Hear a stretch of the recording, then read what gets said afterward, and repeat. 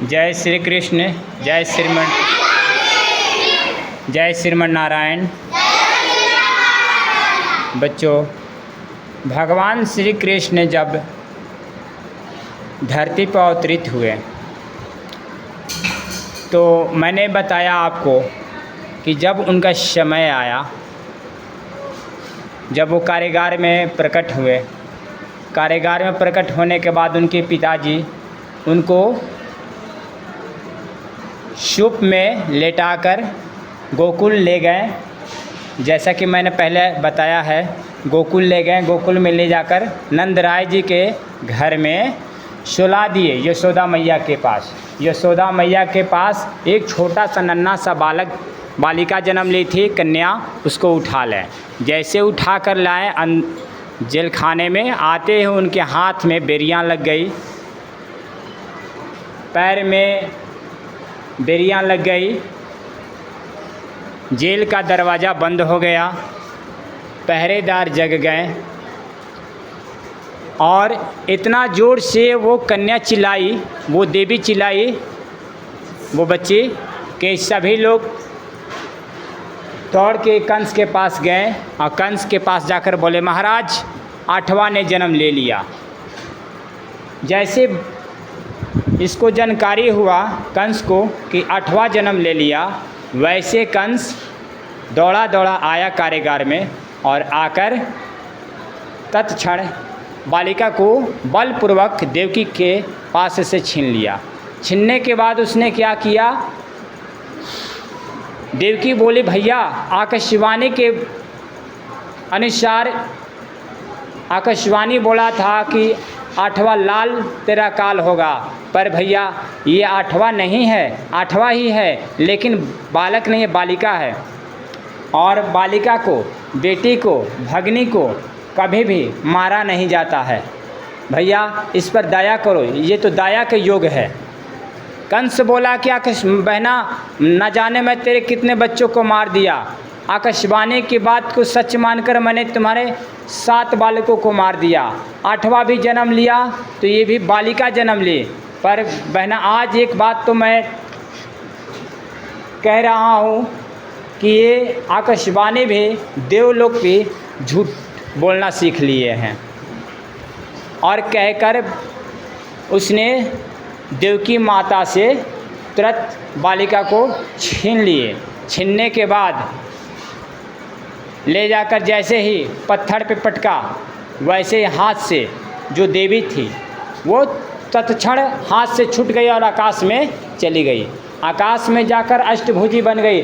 अष्टभुजी बनने के बाद बोले, ओ कंस पापी, अरे तू मुझे क्या मारेगा, तुझे मारने वाला तो जन्म ले लिया। जैसे बात बोली कि तुझे मारने वाला ने तो जन्म ले लिया, कंस बका गया। बोला कि देवी जी जल्दी बोलो, कहाँ जन्म लिया? बोला तेरे आसपास इसी मथुरा मंडल में जन्म लिया है। किसके घर में? बोला कि सब बात नहीं बताऊंगी, तू अपने से पता कर लेना। कंस को अब भय हो गया कि अब मैं बच नहीं सकता, मेरा काल जन्म ले लिया। अब इधर थोड़ा सा हम लोग देखते हैं गोकुल में। गोकुल में जिस नंदराय जी के घर में कान्हा को ले जाकर वासुदेव जी छोड़ आए हैं, वहाँ का माहौल देखिए।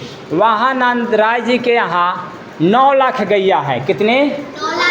9 लाख। 9 लाख गैया हैं, लेकिन उनके यहाँ कोई बालक नहीं है, कोई पुत्र पुत्री नहीं है। तो नंदराय जी का उम्र हो गया है 90 बरस। नंदराय जी कितने बरस के हैं? 90 बरस के। और माता यशोदा हो गई 80 बरस की बुढ़िया। 80 बरस के बुढ़िया। कोई बाल बच्चा नहीं है। एक दिन साधु संत की मंडली आई और गोकुल में नंदराय जी के घर पे आकर नंदराय जी के यहाँ खाना पीना खाने लगी। या खाने के बाद नंदराय जी खाना पीना खिला दिए तो बोले, साधु संत महात्मा उनको आशीर्वाद दिए, नंदराय जी, नंद जी पुत्रवान भवा। क्या बोले? पुत्रवान भवा। नंद महाराज बोले कि हे साधु संत महात्माओं महापुरुषों, आप लोगों ने जो आशीर्वाद दिया है, मेरे पास तो कोई पुत्र ही नहीं, और ये क्या बुढ़ापे में आप लोगों ने मुझे आशीर्वाद दिया पुत्रवान भवा। अरे बुढ़ापा में कोई पुत्र जन्म लेगा? 90 साल की उम्र हो गई। सारे साधु संत महात्मा बोले कि नंदराज जी, अगर तुम्हारे पास कोई पुत्र नहीं है और हमारे मुख से निकल गया पुत्रवान भवा, हम तब तक यहाँ से नहीं जाएंगे जब तक तुमको पुत्र नहीं हो जाता है। बोले ठीक है महाराज। पूजा जब तब व्रत होने लगा, हवन होने लगा, जग होने लगा। देखते देखते एक दिन का समय आया, नंदराज जी गए अपनी बहन सुनंदा को लेकर आए वापस गोकुल में, और सुनंदा से बोले, हे सुनंदा, उनकी बहन थी, बोले सुनंदा, जब बालक हो पूरी तरीके से तुम्हारी जिम्मेवारी है, तुम जाकर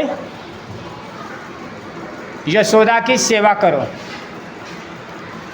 सुनंदा भी खुश हो गई कि चलिए सेवा करेंगे, सेवा करने के बाद हमको भी कुछ मिलेगा। लाभ किसको अच्छा नहीं लगता है। अपने भाभी यशोदा की सेवा करने लगी। करते करते एक दिन उसने देखा खिड़की से कि वे यशोदा के बगल में एक नीलकमल सा नन्हा सा बालक खेल रहा है। जैसे देखी वैसे चिल्लाई, हो गया हो गया हो गया। सब ग्वाला बोले क्या हो गया? बोले कुछ नहीं हुआ। बोलो ये बताओ कि मेरा भैया नंद किधर हैं? तो सभी ने जाकर बोला कि क्यों? तो भैया के बारे में बताओ, मैं भैया को बताना चाहती हूँ। भैया को जैसे बताया वैसे भैया बोले कि बोलो क्या बात है? तो भैया नंद तुम्हारे घर में लल्ला का जन्म हो गया।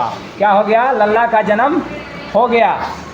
बोले कि लल्ला का जन्म हो गया? तो हाँ।